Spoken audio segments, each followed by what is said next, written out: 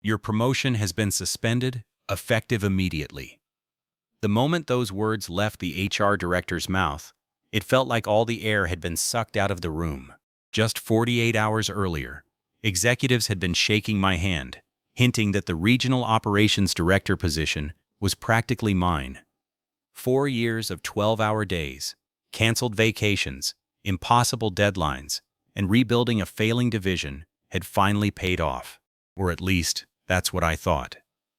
Now I was sitting in a glass conference room, staring at a harassment complaint with my name printed across the top, and the person accusing me wasn't a competitor. It wasn't a manager trying to protect their own candidate. It was Kendra Pike, my junior analyst, the same employee I had personally trained, the same employee I had defended when others questioned her performance, the same employee who used to thank me for helping her build a career. I remember reading her name 3 times because my brain refused to process what I was seeing. Then I looked around the room. Nobody would meet my eyes. Not the HR director. Not the compliance officer. Not even my own division director. That was the moment I realized something terrifying. The accusation didn't have to be true to destroy me. It only had to exist. Within hours, coworkers who used to eat lunch with me stopped answering messages. Conversations ended when I walked into rooms. People who had known me for years suddenly acted like they were afraid to be seen standing next to me. 4 years of trust disappeared in a single afternoon. But what hurt most wasn't the accusation. It was the betrayal. Because while everyone else was treating me like a criminal, the person who started all of it was probably sitting at her desk, believing she had already won. What Kendra didn't know was that the investigation had uncovered something nobody expected. A collection of deleted messages. Messages she thought were gone forever. And hidden inside those messages was evidence that would expose a scheme far bigger than a false harassment complaint. A scheme designed to steal my promotion, destroy my reputation, and remove me from the company permanently. The people behind it thought they were burying my career. Instead, they were about to bury their own. My name is Garrett Vaughn, and until this happened, I thought I had a pretty good understanding of how corporate America worked. Work hard, deliver results, take responsibility. Eventually, opportunities follow. At least that's what I believed when I joined Redwood Meridian Logistics 4 years earlier. The company was expanding aggressively across the Southeast, but one division was bleeding money, missed deadlines, unhappy clients, poor internal processes. Nobody wanted to touch it. That's where I came in. I wasn't the smartest person in the company. I wasn't the most politically connected either. What I did have was a reputation for solving problems nobody else wanted. So when leadership offered me the challenge, I accepted it. Most people thought I was making a mistake. The division had already gone through 3 managers in less than 2 years. One resigned, one was fired. The other transferred out after 6 months. I walked into a department with terrible morale and a client retention problem that was getting worse every quarter. The first year was brutal. There were nights I didn't leave the office until after midnight. Weekends disappeared. My phone never stopped ringing. But slowly, things started improving. Then improving became growth, and growth became results. By my 4th year, our division had become one of the highest performing units in the entire company. Client satisfaction hit record levels. Revenue increased. Employee turnover dropped dramatically. Even senior leadership started using our department as an example during company meetings. For the first time in my career, it felt like everything was finally lining up. Especially when rumors started spreading about an upcoming promotion, Regional Operations Director. A role with significantly more authority, a major salary increase, and direct access to executive leadership. Several people were interested in it. But according to almost everyone I spoke with, I was the clear favorite, including my division director, Nolan Mercer. About 6 months before everything fell apart, Nolan invited me into his office. He closed the door and smiled. "Keep doing what you're doing, Garrett. People upstairs are paying attention." That sentence stayed with me for months. Because in corporate environments, leaders rarely make promises, but they do leave clues. And that felt like a clue. Unfortunately, I wasn't the only person paying attention to the promotion process. Neither was the person who would eventually try to destroy it. Her name was Kendra Pike. She joined our department about 18 months earlier as a junior analyst. Smart, ambitious, confident, maybe a little too eager at times, but nothing that raised major concerns. At first, I genuinely liked working with her. She learned quickly, asked good questions, took feedback seriously. When other managers overlooked her, I gave her opportunities. When she struggled on presentations, I coached her. When executives needed project leads, I recommended her. Looking back now, that's probably why the betrayal hit so hard. I wasn't dealing with someone who disliked me. I wasn't dealing with a longtime rival. I was dealing with someone I had actively helped succeed. And for a long time, I thought she appreciated it. Then little things started changing. Small things. Easy to ignore. Kendra suddenly became very interested in executive meetings. She asked unusual questions about promotion timelines. She wanted details about leadership decisions that had nothing to do with her responsibilities. At first, I assumed she was simply ambitious. Most high performers are. But as the promotion process got closer, her curiosity became harder to explain, especially when she started asking questions that sounded less like career development and more like intelligence gathering. At the time, I brushed it off. I told myself I was overthinking. I told myself she was just trying to learn. What I didn't realize was that while I was preparing for the biggest opportunity of my career, someone else was quietly preparing for something very different. And by the time I understood what was happening, the trap had already been set. The week everything collapsed started like one of the best weeks of my career. My final promotion interview was scheduled for Friday morning. Executives had already completed most of the review process, and several people inside leadership were openly acting like the decision had basically been made. Even I had started allowing myself to imagine what came next. A bigger office, more responsibility, financial stability, maybe even enough flexibility to finally take the vacation I had postponed 3 years in a row. For once, the future looked clear. Then Tuesday afternoon happened. I was reviewing a quarterly operations report when an email appeared in my inbox. Mandatory meeting, human resources, 30 minutes. No explanation, no agenda, just a conference room number. My stomach tightened immediately. Nobody gets surprise meetings from HR and assumes something good is about to happen. Still, I tried convincing myself it was routine. Maybe compliance paperwork, maybe an employee issue, maybe a witness interview for something unrelated. Anything but what was actually waiting for me. When I entered the conference room, 3 people were already sitting there. Felicity Boone from HR, a compliance representative, and Nolan Mercer, my division director. The moment I saw Nolan avoiding eye contact, I knew something was wrong.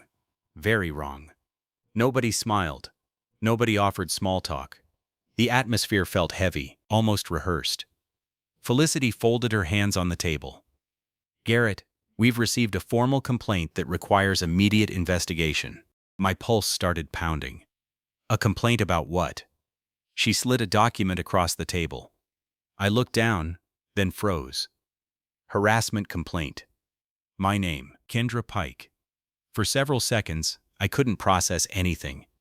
It felt like someone had handed me paperwork written in another language. I kept staring at her name. Again, and again, and again, because it made absolutely no sense. "Kendra filed this?" I finally asked. Felicity nodded. I remember looking toward Nolan, waiting for him to say something. Anything. Maybe that there had been a misunderstanding. Maybe that this was some kind of mistake. Instead, he looked down at the table. That silence hit harder than the accusation itself. Because in that moment, I realized nobody in that room was treating the complaint like a misunderstanding. They were treating it like a possibility. The meeting lasted less than 20 minutes. But it changed everything. I was instructed not to contact Kendra, not to discuss the matter with coworkers, not to interfere with the investigation. And most importantly, my promotion review was being suspended immediately. The word suspended sounded temporary, but everyone in the room understood the truth. Most promotions don't survive accusations like this. Even if the accused person is eventually cleared, the damage usually happens first. I walked back to my desk, feeling like I was moving underwater. The office looked exactly the same. The people looked exactly the same. Yet somehow everything had changed. Within hours, rumors started spreading. Nobody knew details, but people knew something. You could feel it. Conversations stopped when I approached. Coworkers suddenly found reasons to leave meetings early. People who normally joked with me became strangely formal. One manager who had called me every week for years sent a message instead of picking up the phone. Another postponed a project review with no explanation. It was happening faster than I thought possible. Years of credibility disappearing in real time. Then came the part that truly scared me. Late that evening, I learned something that made the entire situation feel far less random. The complaint hadn't been filed weeks earlier. It hadn't been filed months earlier. It had been submitted less than 24 hours before the final promotion review. Not 30 days before. Not 2 weeks before. One day, just enough time to stop the decision. Just enough time to damage my reputation. Just enough time to create maximum chaos. That wasn't coincidence. That was strategy. And for the first time, a question entered my mind that I couldn't ignore. If this wasn't about harassment, then what was it really about? At that moment, I still didn't know the answer. But somewhere inside Redwood Meridian Logistics, someone was celebrating. Because from the outside, their plan was working perfectly. My promotion was frozen. My reputation was under attack. And my career was hanging by a thread. What I didn't know yet was that the people behind this scheme had made one critical mistake. They assumed I would panic. They assumed I would quit fighting. And they assumed nobody would ever discover what was happening behind closed doors. The next few days were some of the longest of my life. Not because HR was constantly questioning me. Not because executives were calling nonstop. It was the waiting, the uncertainty, the feeling that my entire future was being decided somewhere behind closed doors while I sat helplessly watching my reputation unravel. I barely slept. Every night followed the same pattern. I'd lie in bed staring at the ceiling, replaying every conversation I'd ever had with Kendra. Every meeting, every email, every one-on-one coaching session, every casual interaction near the coffee station. Anything that could possibly be twisted into something it wasn't. The human mind does strange things when it's under pressure. Even when you know you're innocent, you start questioning your own memory. You start wondering if you missed something, misread something, accidentally said something that could be misunderstood. By the third night, I was mentally reviewing conversations from over a year earlier. That's how deep the anxiety had become. Meanwhile, the office atmosphere kept getting worse. The silence was the hardest part. Nobody openly accused me. Nobody confronted me. Nobody asked for my side of the story. Instead, people simply disappeared. Coworkers who used to stop by my desk suddenly communicated through email. Managers who once praised my work became distant. Even friendly conversations felt forced, like everyone was afraid of being associated with me. The isolation was brutal. One afternoon, I walked into the break room and noticed two employees talking. The moment they saw me, both stopped mid-sentence. One immediately grabbed her coffee and left. The other stared at his phone. Neither said a word. I stood there pretending not to notice. But I noticed. Every single person in my position would have noticed. And every one of those moments felt like another small piece of my reputation breaking off. Outside work, things weren't much better. My younger brother called one evening after hearing my voice. "You sound exhausted." I laughed. At least I tried to. The sound that came out didn't even resemble a laugh. For the first time in years, I found myself avoiding friends and family. Not because I had done anything wrong, because I didn't know how to explain what was happening. How do you tell people your career might be ending because of something you never did? How do you defend yourself against an accusation when you don't even know exactly why it was made? The worst part wasn't fear, it was powerlessness. I've always believed problems can be solved. You gather facts, build a plan, take action. But this situation felt different. Facts didn't seem to matter. Evidence hadn't even been reviewed yet, and still, People were already treating me differently. Then another problem appeared, one that made everything even more dangerous. A senior manager I trusted called me from his personal phone late one night. His voice sounded cautious, almost nervous. "Garrett, this stays between us." I immediately sat upright. "What is it?" There was a long pause. Then he sighed. "I heard something today." My stomach tightened. "What?" Another pause. "Some people upstairs are already discussing replacement candidates for the promotion." The room went silent. I couldn't believe what I was hearing. "The investigation isn't even finished." "I know. Then why would they be discussing replacements?" He hesitated again. "Because he already knew the answer. And honestly, so did I." By that point, certain people had already decided what they wanted to believe. The investigation was still active. No findings had been made. No evidence had been presented. Yet somehow conversations were already happening about moving on without me. After we hung up, I sat alone in my apartment for nearly an hour. Not angry, not yet, just numb, because that phone call forced me to accept something I'd been avoiding. This wasn't simply an HR investigation anymore. This had become a fight for my entire career. And if I wanted any chance of surviving it, I needed to stop thinking like a victim. I needed to start thinking like someone being set up. Because deep down, one fact kept bothering me. The timing, the precision, the way everything had happened exactly when my promotion was within reach. None of it felt accidental. And the more I thought about it, the more convinced I became that somebody wanted this outcome long before the complaint was ever filed. I just didn't know who, or how many people were involved. Yet, the morning after that phone call, I made a decision that changed everything. I stopped focusing on the accusation and started focusing on the timeline. Because the more I thought about it, the less sense the entire situation made. If Kendra genuinely believed I had harassed her, why wait until 24 hours before my promotion review? Why not report it months earlier? Why not report it when the alleged incidents supposedly happened? Why wait until the exact moment my career was about to move forward? That question became my starting point. And once I started looking for answers, patterns began appearing everywhere. I created a notebook. Nothing fancy, just a place to organize facts, dates, meetings, emails, performance reviews, project assignments, every interaction I could verify. If this was a setup, I needed evidence, not emotions, facts. Cold, boring, undeniable facts. Over the next several days, I spent hours reviewing company records that were still available to me. Calendar invites, team schedules, project timelines, internal communications, anything that could establish where people were and what they were doing.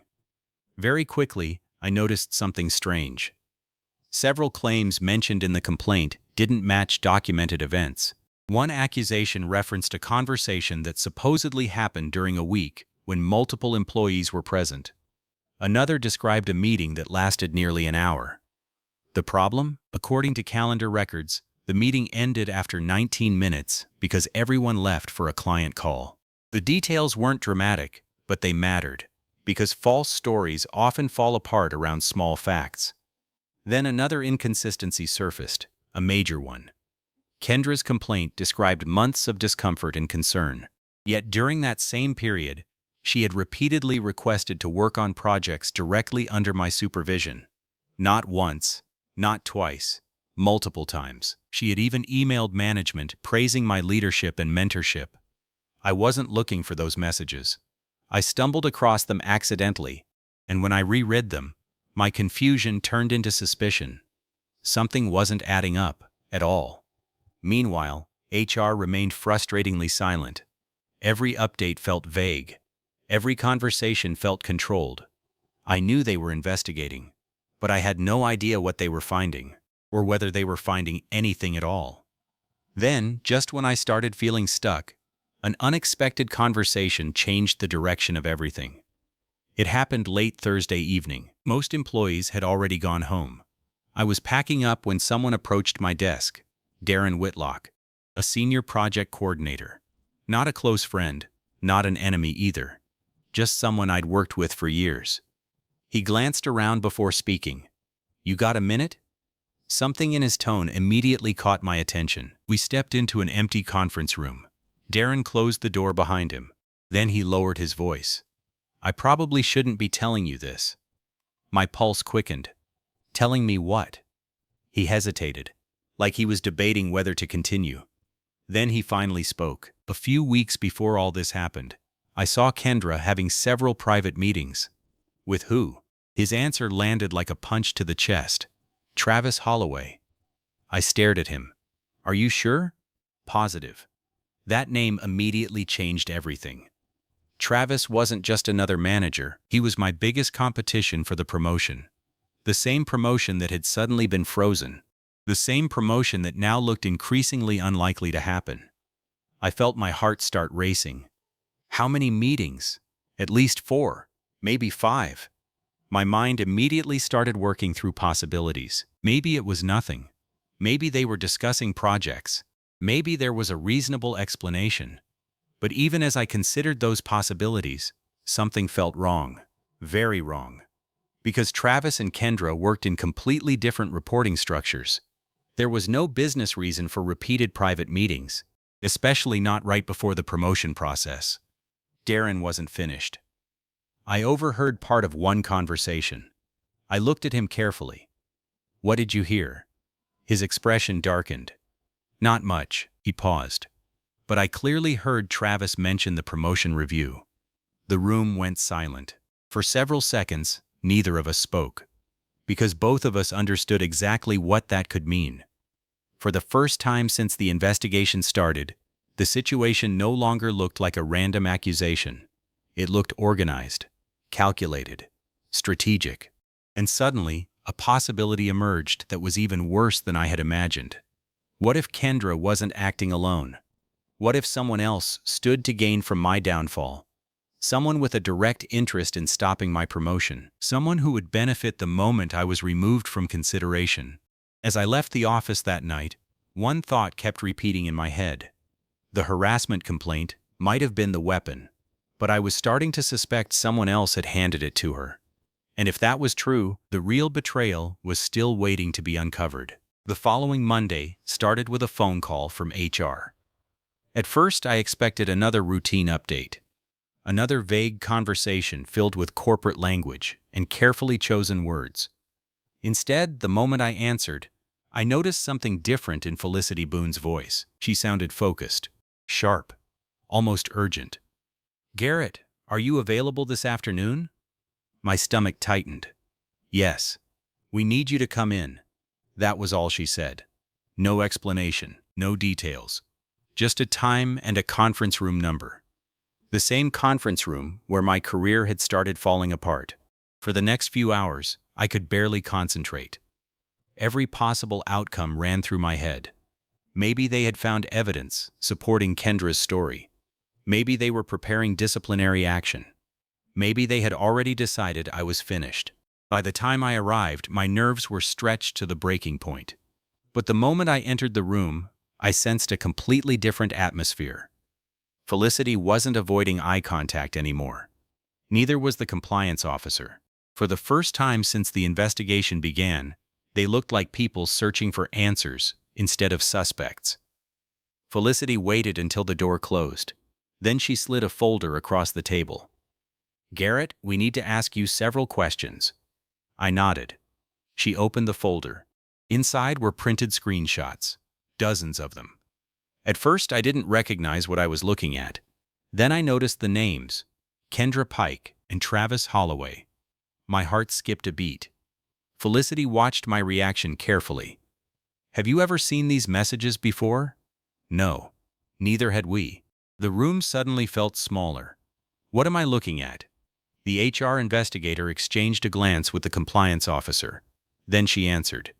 "Messages recovered from company systems." For several seconds I couldn't speak. Recovered. That single word immediately grabbed my attention. Recovered meant deleted. Someone had tried to hide them, and apparently failed. Felicity turned the first page toward me. I started reading. The first few messages seemed harmless, general workplace complaints, comments about leadership, frustrations about promotion opportunities. Nothing unusual, Then the conversation changed. Fast. One message from Kendra read, "If Garrett gets the position, we're both stuck." A response from Travis followed minutes later. "Then he can't get it." I felt my chest tighten. The next messages were worse, much worse. There were discussions about promotion timing, executive perceptions, ways to influence internal decision-making. And then I saw the message that changed everything. The message that made the entire scheme impossible to deny. Kendra had written, "A complaint would freeze the process immediately." I stared at the sentence. Read it again. Then again. The room went completely silent, because everyone sitting there understood exactly what it meant. This wasn't someone reporting misconduct. This was someone discussing strategy, corporate strategy, promotion strategy, career sabotage. And the messages kept going. Page after page. Conversation after conversation. Some were weeks old. Others were only days old. Together they painted a picture that was impossible to ignore. Kendra wasn't trying to protect herself. She was trying to stop my promotion. And she wasn't acting alone. The deeper HR dug, the worse it became. Investigators discovered deleted conversations discussing timing, planning, possible outcomes, even predictions about how leadership would react. At one point, Travis reportedly wrote, "Once he's out of the picture, the position becomes easier. Not easier to earn, easier to take." That distinction mattered, a lot, because it revealed motive, and motive changed everything. The harassment complaint wasn't the goal, it was the tool. The real objective was removing me from contention before executives made their final decision. Suddenly, every strange event made sense. The timing, the rumors, the private meetings Darren mentioned, the 24-hour delay before the promotion review. Every piece fit together, like parts of a puzzle finally locking into place. But HR wasn't finished, not even close, because during their digital review, investigators uncovered something nobody expected. Something neither Kendra nor Travis apparently realized still existed. Additional deleted messages stored in backup archives.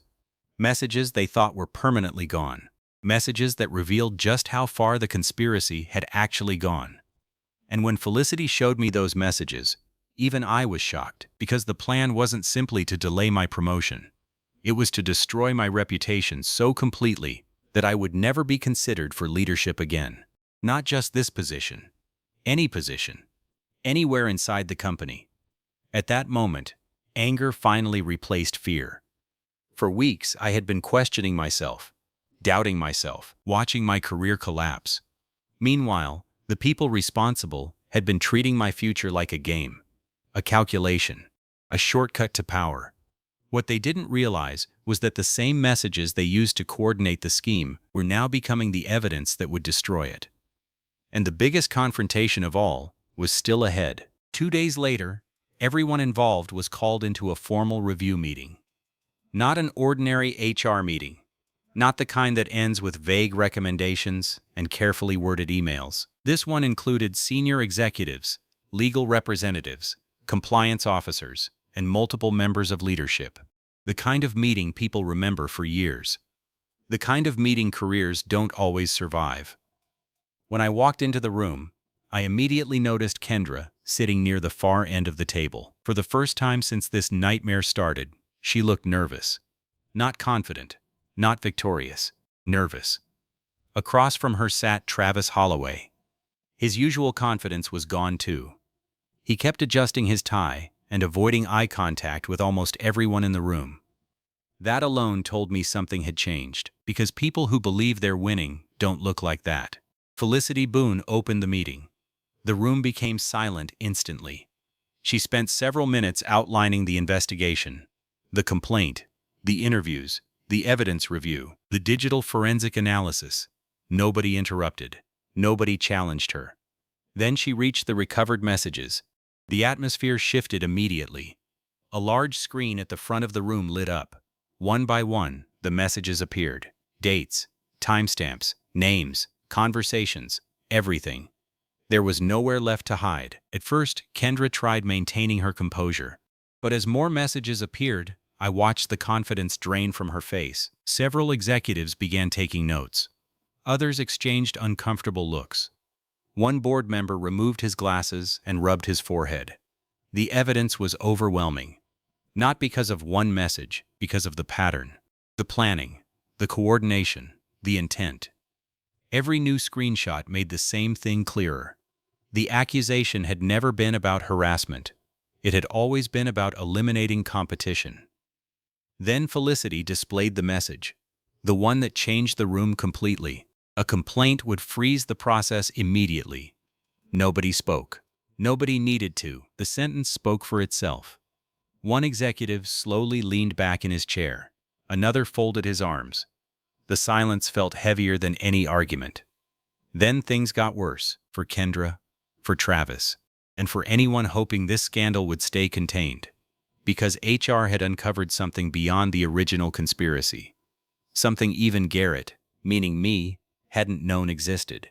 During the forensic review, investigators found evidence that Travis had been quietly influencing people involved in the promotion process long before the complaint was filed. Private conversations, recommendations, strategic comments designed to weaken support for my candidacy.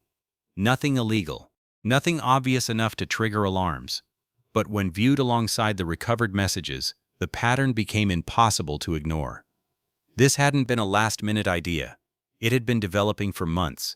The room became visibly uncomfortable. Several leaders looked genuinely disturbed. Not because of office politics. Corporate politics happen everywhere. What disturbed them was the manipulation. The willingness to weaponize a false accusation for personal gain. One executive finally broke the silence. He looked directly at Travis. "Is there anything here that's inaccurate?" Travis swallowed hard. For several seconds, he said nothing. Then he attempted an explanation. It wasn't a good one. The moment he started talking, even he seemed to realize it. His answers sounded defensive, unfocused, desperate. Every explanation created more questions, not fewer. Then attention shifted toward Kendra. Her response was even worse. At one point, she claimed the messages had been taken out of context. Unfortunately for her, there were dozens of them. Contexts don't survive very well when entire conversations are displayed on a screen. The deeper she tried digging herself out, the deeper she sank. Eventually, neither of them had meaningful answers left, only excuses. And excuses don't compete well against documented evidence, especially evidence with timestamps. After nearly 3 hours, the meeting finally ended. Executives requested final recommendations from HR and compliance. Everyone slowly stood. Nobody spoke much. The atmosphere felt surreal. Weeks earlier, I had entered an HR conference room believing my career might be over. Now the people who tried destroying it were the ones facing that reality. But the moment that stayed with me happened as everyone was leaving. One executive approached me privately. He shook my hand, firmly. Then he said something I'll never forget. "We almost made a very expensive mistake."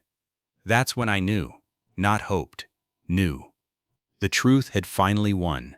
And for the first time in weeks, I could see the end of the nightmare approaching. The official outcome arrived 4 days later. I was sitting at my desk when Felicity Boone called. This time, I didn't feel the same dread that had followed every HR notification for the past few weeks. Something had changed after that review meeting. The atmosphere inside the company felt different. People weren't avoiding me anymore. Conversations had started returning to normal. Coworkers who had disappeared suddenly found reasons to stop by my office again. It wasn't perfect, but it was enough to tell me the truth was spreading. When I answered the phone, Felicity got straight to the point. "The complaint has been officially dismissed." For a moment, I just sat there, silent. Not because I was surprised, because hearing those words felt strangely unreal. For weeks, my entire life had revolved around defending myself against something that never should have existed. And now, with a single sentence, it was over. At least officially. Then came the rest. The part everyone inside Redwood Meridian Logistics had been waiting for. Following the investigation, disciplinary actions were taken. Kendra Pike's employment was terminated. Travis Holloway was removed from promotion consideration and later separated from the company after additional internal reviews. The exact details weren't publicly announced. Companies rarely share everything. But people talk, especially after a scandal. Within days, most employees knew enough to understand what had happened. More importantly, they understood what hadn't happened. I wasn't guilty. I never had been. The accusation that nearly destroyed my career had been part of a calculated effort to manipulate a promotion process. And the evidence proving it came directly from the people responsible. There was a certain irony in that. The very messages they thought would stay hidden ended up exposing everything. As news spread, something unexpected happened. People started reaching out. Managers, coworkers, former colleagues. Some apologized for keeping their distance. Others admitted they hadn't known what to believe. A few openly acknowledged they had assumed the worst. I appreciated the honesty, even if some of it arrived later than it should have. Because the truth is, fear changes people. When reputations come under attack, many people protect themselves first. I understood that better now than ever before. About 2 weeks later, I received another invitation from leadership. This time, the conference room felt very different. No compliance officers, no investigators, no accusations waiting on the table, just executives and opportunity. The promotion review process had resumed, but something unexpected happened during that meeting. The executives informed me they weren't simply reconsidering me for the original regional operations director role. During the investigation, several senior leaders had reviewed my work history, performance results, and leadership record more closely than ever before. What they found impressed them. Apparently, far more people had been paying attention than I realized. One executive smiled and said, "Garrett, we'd like to discuss something larger." Larger. That wasn't a word I expected to hear. The position they described carried broader responsibilities, greater visibility, and significantly more influence than the role I'd originally pursued. Ironically, the same investigation meant to destroy my future had forced leadership to take a closer look at everything I had accomplished. And what they discovered ended up creating opportunities nobody had discussed before. I accepted the offer, not because it felt like revenge, because it felt earned. The difference mattered. A lot. For weeks, I had dreamed about proving people wrong, but sitting there, listening to executives discuss the future, I realized something important. Success wasn't the revenge. Success was simply the result of surviving the attack. The real victory was keeping my integrity intact while others sacrificed theirs. And that was something nobody could take away. Looking back now, the part that stays with me isn't the promotion.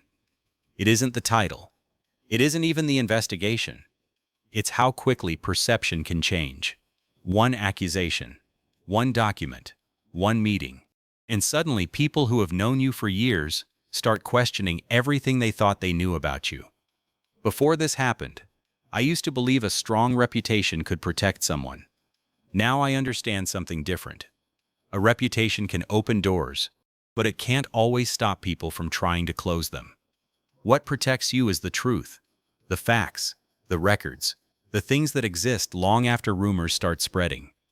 If there's one lesson I learned from this experience, it's that documentation matters more than most people realize. Every project, every conversation, every decision. Not because you expect betrayal, because one day you may need proof when nobody else is willing to speak up. The hardest realization wasn't discovering who betrayed me. It was discovering how many people were willing to stay silent while it happened. That's something I struggled with for a long time. But eventually, I stopped focusing on the people who disappeared. I started paying attention to the people who stood by the truth. Those are the people worth remembering. Those are the people worth trusting. As for Kendra and Travis, I honestly don't spend much time thinking about them anymore. For a while, I wanted answers. I wanted explanations. I wanted to understand why someone would risk everything to get ahead. Eventually, I realized it didn't matter. Some people build careers by creating value. Others try to build careers by removing obstacles. The problem is that when your success depends on destroying someone else, eventually the truth catches up. And when it does, the fall is usually much harder than the climb. The promotion I almost lost became one of the best things that ever happened to me. Not because of the title, because it exposed something I never would have seen otherwise. It showed me who I could trust, who I couldn't, and what kind of leader I wanted to become moving forward. If you're going through something similar right now, remember this: when people attack your reputation, panic is exactly what they want. Stay calm. Stick to facts. Document everything. Let evidence do the talking, because lies can move fast. But the truth has a way of arriving eventually, and when it does, it tends to leave a much bigger impact. Script completed.